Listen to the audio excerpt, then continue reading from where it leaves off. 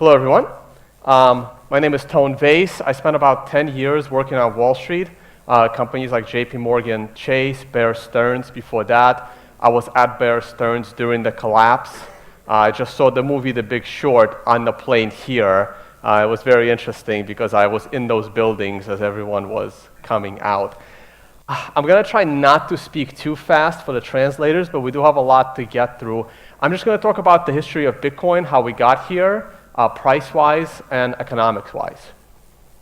So this is the entire price history of Bitcoin, starting from the middle of 2010 when it was 10 cents, all the way up to the $1,200 mark. This graph is put together by Brave New Coin. We have an index that goes all the way back in history. But I like to start these presentations before Bitcoin ever existed. And this is something that Paul Krugman, a Nobel Prize-winning economist, said about the internet back in 1998.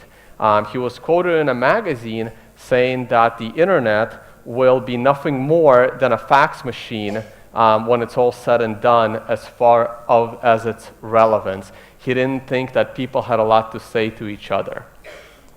Around the same time, in 1999, here's what another Nobel Prize had to say. The internet is going to be one of the major forces for reducing the role of government. And the one thing that's missing, but that will soon be developed, is a reliable e-cash, a method whereby you can transfer funds from A to B without A knowing B or B knowing A. The way in which I can take a $20 bill and hand it over to you, and there's no record of where it came from. And you may get that without knowing who I am. That kind of thing will develop on the internet, and that will make it even easier for people to use the internet. Of course, it has its negative side. It means that the gangsters, the people who are engaged in illegal transactions will also have an easier way to carry on their business. Right. Thank you. So that was Milton Friedman in 1999 explaining why the internet will never reach its full potential until there is a way for people to pay each other on the internet just like cash. Unfortunately, Milton Friedman did not see this come true. He died in 2006, and the Satoshi's white paper came out in 2008. I did speak to his son at another conference where we both spoke in Morocco, so we had a little chat about this.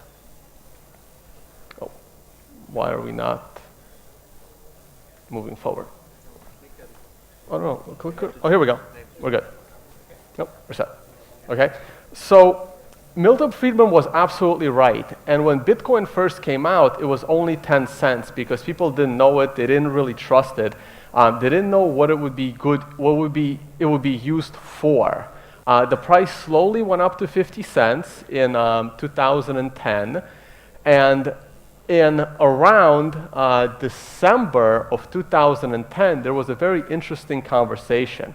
This was around the time when WikiLeaks got cut off from funding. Credit cards and PayPal cut off WikiLeaks, and they were running out of money. And then Amir Taki went on the blogosphere and said WikiLeaks need to accept Bitcoin to support themselves. This was back when Bitcoin was about 20 cents. And Satoshi came out and said no. Satoshi didn't want this kind of attention for Bitcoin. He didn't want it to be used to support WikiLeaks. He thought it was too early and it might be too much for the young protocol. But the beauty of Bitcoin is that Satoshi didn't have that much control. WikiLeaks actually listened to Satoshi. This is from December of 2010. They listened to him and they did not accept Bitcoin. But other markets were. This was also around the time when Silk Road was becoming popular, where people were using it on websites to purchase anything they want in the gray or in a free market area. And Bitcoin was hovering around $1, and then suddenly it took off to $30. Why did that happen? That happened out of the US, specifically in New York, my home state. This is a senator from New York, name is Chuck Schumer. He somehow found out about Silk Road, and in the summer of 2011, he went on TV for about 2 minutes or 3 minutes talking about what a terrible website Silk Road was. And he was showing it on TV, and then he was explaining what Tor was. You have to get on Tor in order to get on Silk Road. He basically did an advertisement for Silk Road and explained how to get onto the website. He explained what Bitcoin was. It's probably the greatest advertisement for Bitcoin. It's like when parents tell kids, don't do this, and then they kind of want to do it. So this was one of the best advertisements for Bitcoin, and it shot up to $30, and this was the biggest bubble Bitcoin ever had. We went from $1 to 30, went up 30 times, and then we fell all the way down to $2 for like a 95% crash. Actually, the same week that Chuck Schumer went on TV describing Bitcoin, WikiLeaks also finally decided Bitcoin is now somewhat in the mainstream, and we should accept it for donations as well. So that same month, WikiLeaks also started accepting donations, and that really helped fuel that bubble because people went out to buy Bitcoin, but there wasn't enough supply. This is what happens. And eventually the price gets to a point where no one is left to buy, and then it just falls because no one else is buying. Bitcoin slowly recovered, and then in the middle of 2012, China got on the scene, and they mentioned Bitcoin on CCTV, which is viewed by about 500 million people, so larger than the population of America, saw Bitcoin mentioned on Chinese TV. They didn't advertise it, but they at least brought it into the light. And at this time, we still have only one exchange, and that's Japanese Mt. Gox, and I'll get to that in a second. But this is also when Chinese exchanges are starting to come on the scene. BTC China, and a little bit later than that, OKCoin and Huobi.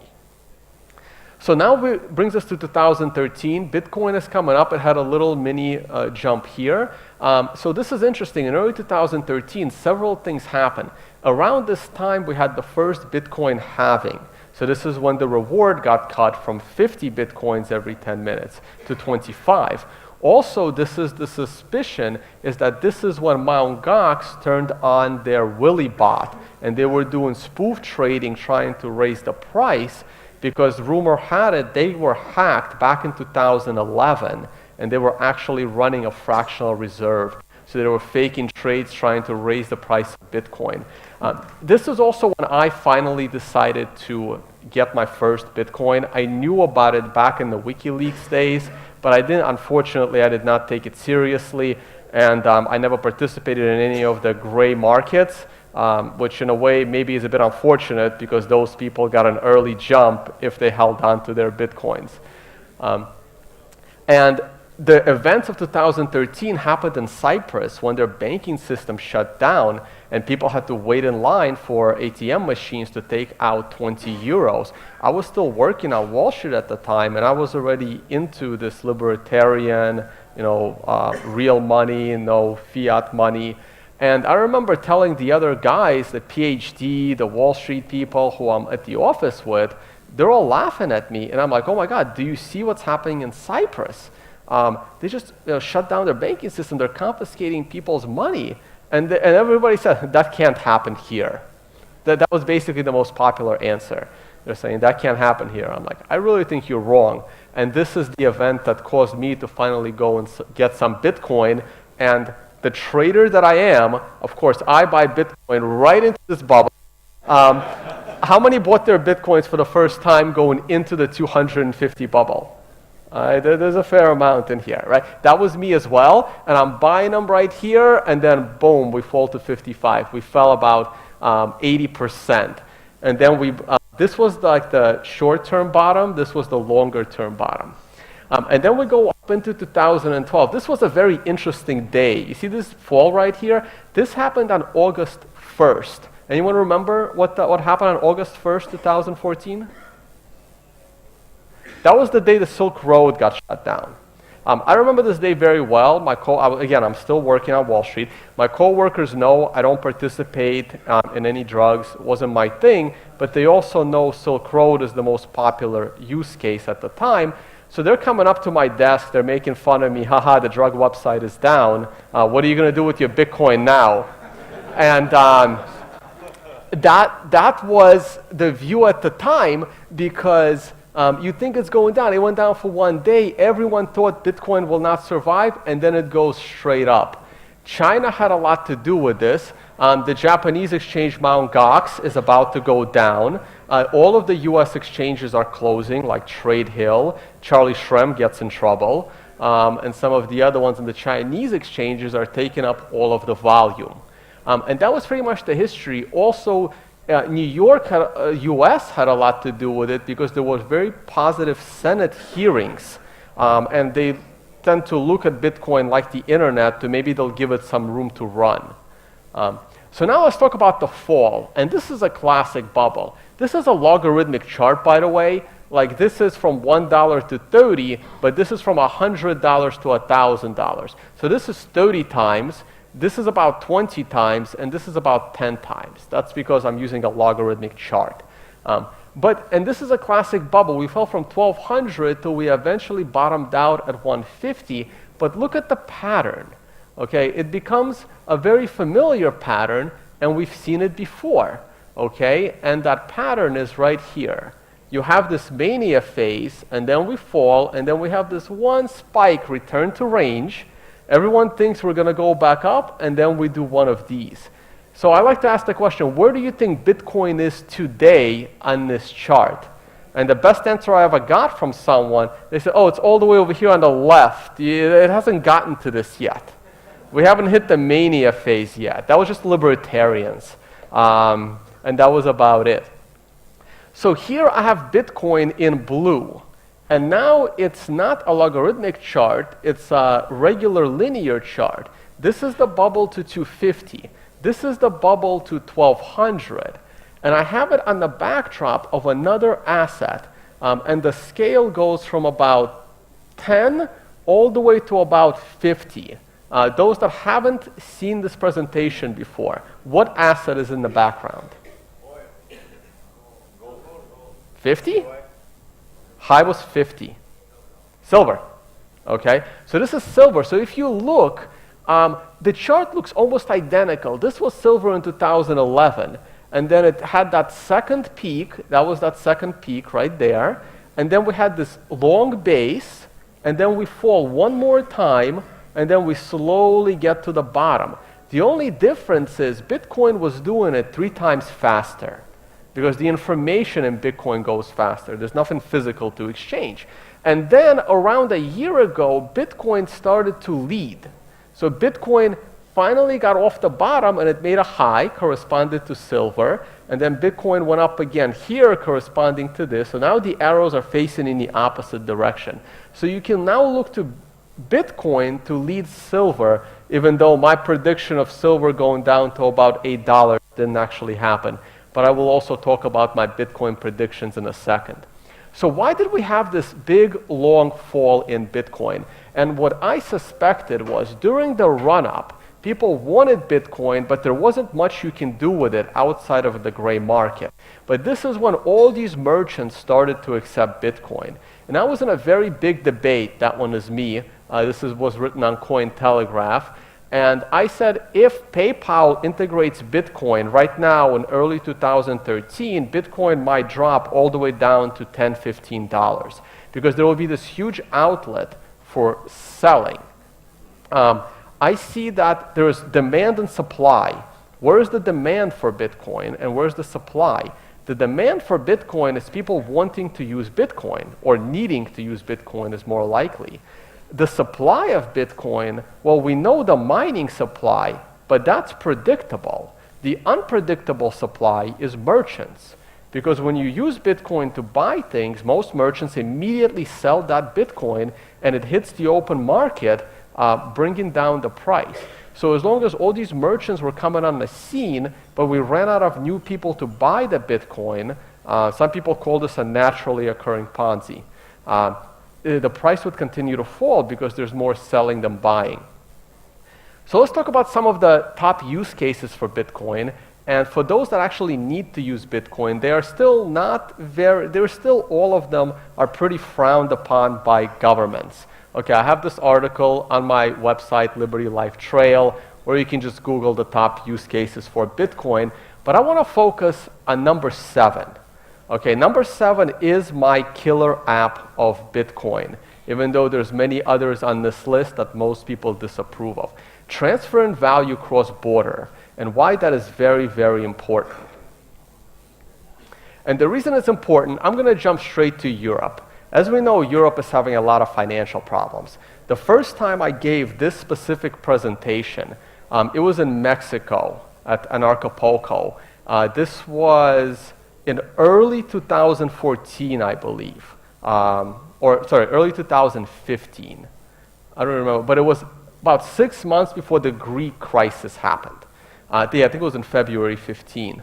And I talked about when the Greek banks will shut down, Bitcoin will start to go right back into the news. And that happened about 6 months later.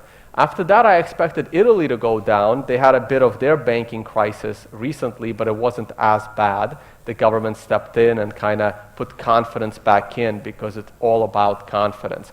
But after Italy, there's going to be Spain. Portugal is not as bad as Spain. Spain is in big problems. And those that know about France and Germany with the migrant crisis coming in, they're having serious problems. Deutsche Bank almost collapsed. All of these countries are in major financial trouble because of the over-socialist nature of those governments. Too many taxes, too many regulations. And that's what we're going to next. What happens when people in those countries, as the migrant population coming in, the older population gets displaced and they go somewhere else where there's freedom. So people just get up and move. I used to say they're not actually going to move to London, but now that the UK is exiting the euro because they want to be independent, this might actually happen. This is a great thing. The smartest things that they did was leave the euro. And why is this happening? It's overregulation. I mean, we have people, this is London. Most of my examples are from Europe. They're from I consider them to be an over-socialist country. I love going to Vietnam, the Socialist Republic of Vietnam. I think there's a lot of freedom in Vietnam because people there don't necessarily trust their government to support them. And I always say, if the government is going to one day just disappear, which has happened because they run bad finances, in Vietnam, nobody would notice. Nobody depends on their government, even though it's a socialist country. In Europe, if the government just stopped paying bills, you have huge problems. In the United States, it's the same thing. This is an example from Europe where you have people running for mayor that want to kick Uber out of town, that want to take away property, because a lot of Chinese are coming in buying property, and they're like, well, if you're not living there, we're going to take it away. People don't realize that hyperinflation, they're political events. They're not currency events. People lose faith in your currency, and you resort to printing. The Zimbabwe hyperinflation happened because new government came in, decided to take property from the rich people and hand it to the poor people. All the rich people left the country. There was nobody else there to support it. There was no confidence. They resorted to printing. And that's how a lot of these things end. So let's talk about another way of moving value cross-border. And this is an example from Germany, where Germany is stating this amendment not only aims to combat illicit traffic of cultural objects in Germany, but at limiting ways of funding of terror organizations that are more and more financed by illicit excavations at archaeological sites, as well as illicit trade in cultural materials. Everything is being blamed on terror financing. So Germany, back in the world, Germany knows this very well.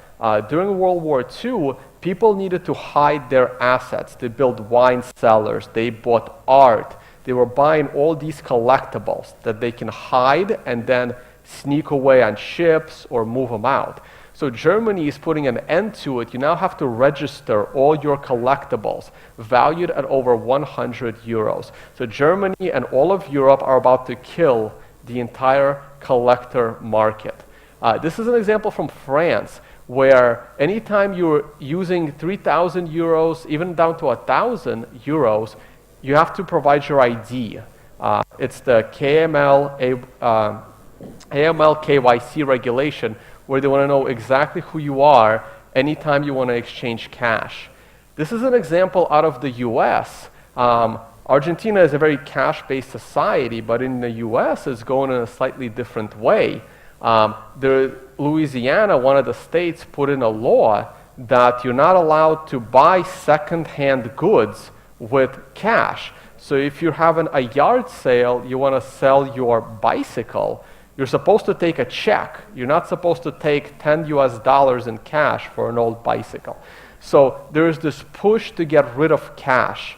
I'll quickly mention my 3 reasons. They're not really mine. I do read other economists, why they want to eliminate cash. One of them is it removes a bank run. You're not going to have, you can't have, if there's no cash, there is nobody running to the bank to take their money out. There is nothing to actually take out. Another reason is psychological. All those pictures of lines by the ATMs, they kind of go away. There's no more ATMs. And the biggest one is also they can set monetary policy, like negative interest rates. And we think that every person is a tax evader. That's why the government hasn't solved any of our problems, because none of us pay taxes. So if there's no cash, they basically assume that nobody would be able to cheat on their taxes. And speaking of taxes, some states in the US are putting in exit taxes to leave the state.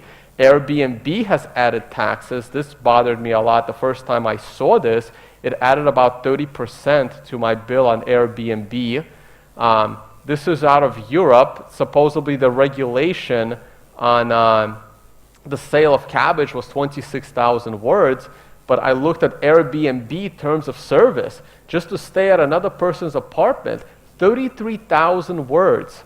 And then we have the Satoshi white paper right here, only 3,400 words, a new technological innovation.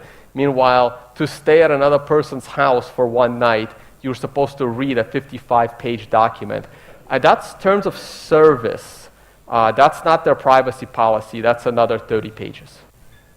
And this is the problem. This is one of the laws in the United States. This was Obamacare that no one still understands and has been around for a few years. And what happens is companies try to get around it. This is a little disclaimer. I confirm that I am not a resident of Iran, Syria, North Korea, or the state of New York. This was because of the bit license that was coming into New York. All right, I got to speed this up a little bit. So what happens when people finally move? And this is why it's important. This is the population of Rome. The population of Rome peaked in 400 AD. This is a chart from Martin Armstrong, who's a great economist. And when the population of Rome hit its peak, you can look up the history of Rome. Basically, they had a big public sector, and the military was the big public sector, and their pensions were getting cut, and their healthcare was getting cut, and then the army came back into the city and decided to take what was theirs. They also stopped protecting the city, and people just moved. People got up and left. Population of Rome went from 1.5 million people all the way down to 20,000 people 1,000 years later. And then look at this bump right here. It's that same chart. You're falling, and it's like, oh, we all can come back, and then no, going back down. Okay, it's always the same chart. Here's the problem with gold. We all had this issue coming to Argentina. They want to know how many cell phones you have. They want to know how many computers you have. This is, I took out the country, and over here, they want to know how much gold bullion you're bringing into the country. Gold, this used to be gold. People used to move their value. They're legally earned value. We're not even talking about illicit. Legally earned value with gold, but metal detectors is making this very difficult. People can't take their gold. So Bitcoin came at a very good time. And here's an example from Greece. This is about 4 months before the Greek crisis, why Greece should not switch to Bitcoin. And then right after the Greece crisis, same exact publication. Bitcoin provider Qubits aims to help Greeks move their money. And again, we're not talking illicit money. We're talking all legit money. So in conclusion, I want to talk about the Bitcoin price a little bit. I may only have time for one question. I wrote this over 2 years ago. August 31st. I don't think, was there a 31st? I think August only has 30 days. So I was writing for Cointelegraph, and I did a time prediction. So this was about 9+ months. This is when Bitcoin was still $700. And I did a time analysis, also based on Martin Armstrong's work. And I said that in June 2015, which was like 9 months away, there's going to be something important happening. I didn't know if it was going to be a low or a high, but a few months later, it kept coming down. I knew it was going to be a low. This day was actually the Greek shutdown. And my next significant day, I'm expecting a high in Bitcoin in August of next year. And I plotted these out back then, and I leave my charts. I don't take my arrows off. I first made this chart right here, and I expected the low in June, like it said. This was the day of the Greek crisis. We didn't get to as low as I expected. But from there, I was looking for it to go up. And these were my projections every time I gave this presentation. I wasn't exactly right. But from there, I expected it to keep, it never goes down as much as I expect. Now we made this channel, and I have other presentations that teach people. I did think we were going to fall a little bit lower before going back up to 1,000. That didn't exactly come true. We kind of stayed flat, but we're staying within this channel. And here's the picture I took the other day. We're still on this channel, and I am expecting a bump real soon. I'm looking for a new high in August 2017, and then something big will happen that will probably drop the price. Okay, that's it. Maybe I have time for one question, but otherwise, I do most of my work on Twitter. You can Google my name. I'm independent. I don't work for any companies. I just create this kind of content and talk about economics and Bitcoin. Thank you. 2 more minutes. 2 more minutes for questions. Thank you so much. Okay. 2 more minutes for questions. Please, go ahead. Go back to the chart. Next question. Questions? Questions? Yes. Hi. Do you have any, what do you think the big event will be in August 2017? I don't know. Any idea? It's hard to say. What happens in a lot of these cases is you have like another huge rise, like what we had before, like one of these. So this was actually during the halving. I think that we might actually scale. If segregated witness gets pushed in, and also if a big country, the US election might actually have a lot to do with it. People ask me which candidate is best for Bitcoin in the US. We have Gary Johnson, who's the libertarian. We have Hillary, and we have Trump. Gary Johnson would be terrible for Bitcoin. He will legalize a lot of the things that Bitcoin is used for. Hillary would be great for Bitcoin because she will double down on taxes, and then we go to my use case number 6, which is people hiding their assets in Bitcoin to protect them from government confiscation. So Hillary will let Bitcoin go up for that area, and Trump is very anti-drugs and narcotics, so Trump might double down on enforcement of narcotics, and that would also unfortunately help Bitcoin. Well, unfortunately, fortunately, depends how you look at it. CryptoLocker is also expanding at 100% a year. CryptoLocker is our only unicorn. It's made $1 billion in profit, CryptoLocker. And it's, I don't store anything important on my computer. If my computer gets hacked, I'll just reinstall the operating system. I don't store my Bitcoin on Windows. Trezor had a good presentation earlier, very useful. One more question. GTBC today is the only ETF trading Bitcoin legally or institutionally. I'm going to answer this quickly. So we don't just Why the premium is so high? Why the what? The premium on ETF? On the GTBC ETF, yeah. GTBC, is that the Barry Silbert's? Yeah. I don't know. I tweeted that out myself. I found that very, very peculiar. I need to have I was going to hit him up privately. I think there is a problem. I think it needs to crash and come back to default. Or the reason why it's high is because it's legit. So there's a big tax penalty on that money. So it's adjusting for what the government will take as their cut. As for an actual ETF that the Winklevoss twins are trying to put together, I don't see that coming anytime soon. It will set imagine the day that ETF comes in, they'll immediately try to push Ethereum. And then God knows what else. It will be a bad precedent. Also, who's responsible for the Bitcoin? Bitcoin security is the biggest challenge we have. There's nuclear power security, electric grid security, and Bitcoin security. I mean, if I don't care if someone hacks any of my passwords, my bank account, my email, anything, I don't care. As long as my Bitcoin are safe, that's the only security I care about now. I have a completely new view on things because of Bitcoin. Thank you so much. Thank More you. questions, your lunch break. Thank you. Thank you.